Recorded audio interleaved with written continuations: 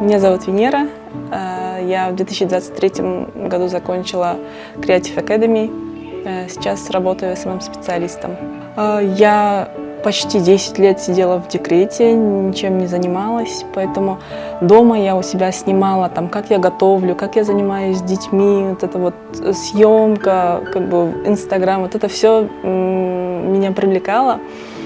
И я думала, что эта профессия мне подойдет, что я ее осилю. И так и попала. Я многого не ожидала, так как это бесплатно. А я думала, бесплатно не будет на таком уровне. Я была прям очень сильно удивлена организацией, преподавателями, насколько они были профессионалами в своем деле. И просто такие знания они дают очень сильные. Я прям очень сильно благодарна им. И вот презентацию, как делать, как правильно делать, какие шрифты подбирать, все до мельчайших подробностей нас учили. Во время учебы я уже запускала таргет, и этот таргет приносил уже результаты, поэтому мне кажется, из-за того, что уже во время учебы я показала результат, на самом деле, мне дали первое место.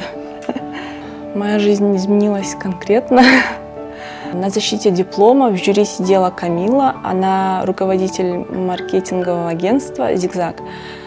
После окончания она мне сразу написала, пригласила к себе на работу.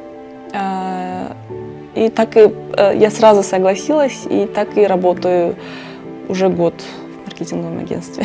Самый важный урок, там я вообще очень много уроков вынесла, но самое основное, также повторюсь, что всему можно научиться. Если чего-то не знаешь, нельзя сидеть сложа руки и думать, что я это не знаю, я это не смогу. Всегда надо стремиться. Времени нету, время тоже найдется, если чего-то сильно хочешь. Мои планы на будущее.